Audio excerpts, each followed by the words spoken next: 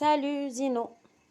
Bon, alors, concernant le plaidoyer et le réquisitoire. شوف le plaidoyer ou le réquisitoire عندهم la même structure. اللي هي l'annonce du thème,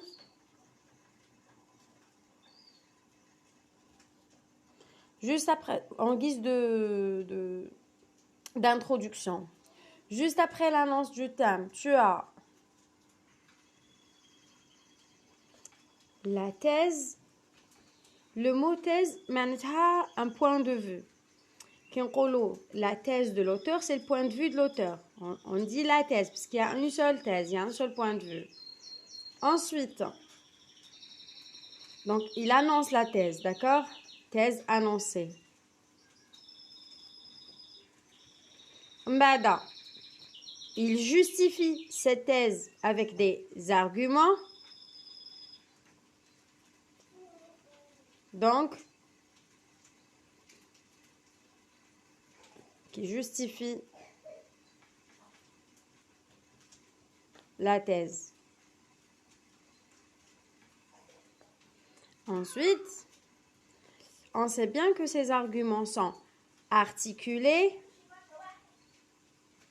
Maintenant, فيهم des articulateurs. Tout d'abord, ensuite,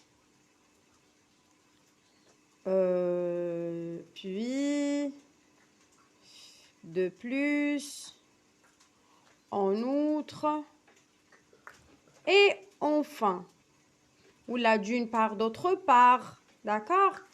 Ils sont articulés, ils sont classés. Ces arguments sont aussi illustrés et expliqués. Ça veut dire que فيهم des exemples.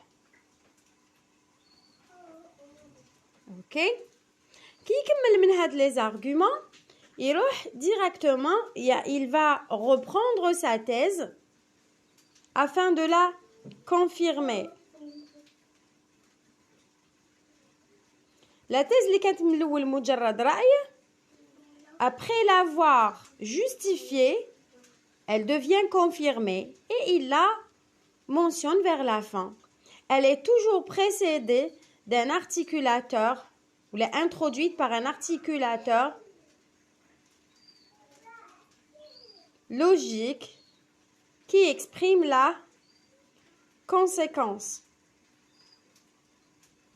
Pour toutes ces raisons, donc, alors, c'est pour cela que, voilà, c'est la structure du plaidoyer ou bien du réquisitoire. عندهم la même structure, c'est juste que, donc l'unique différence, c'est que dans un plaidoyer, l'auteur, il a une thèse favorable, il est pour le thème, il le défend.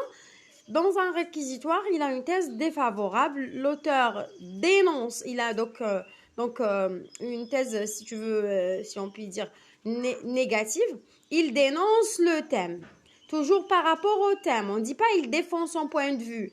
Parce que dans un plaidoyer, l'auteur défend son point de vue. Dans un réquisitoire, l'auteur défend son point de vue aussi. Le point de vue, mais qu'un auteur, il n'existe pas d'auteur qui dénonce son point de vue. C'est pas normal. Donc, il faut par rapport au thème. Si le thème est la télévision, on va voir est-ce que l'auteur est pour ou contre la télévision ou bien un aspect de la télévision. Par exemple, le fait de laisser les enfants seuls face à la télévision ou bien regarder la télévision toute la journée. Ok, le thème هكذا juste un objet ou là, non, ça peut être un aspect d'un autre thème. فهمت؟ هذه هي. Ça concerne le plaidoyer et le réquisitoire et leur structure. أنا كي نفهم la structure ونعرف quelle est la visée de ce type de texte, je peux faire le compte rendu facilement. Je réponds aux questions facilement et je fais mon compte rendu très facilement. La visée d'un plaidoyer et d'un réquisitoire, c'est la même. C'est la même. C'est de convaincre et persuader le lecteur de sa thèse. L'auteur écrit ce texte dans le but de convaincre et persuader.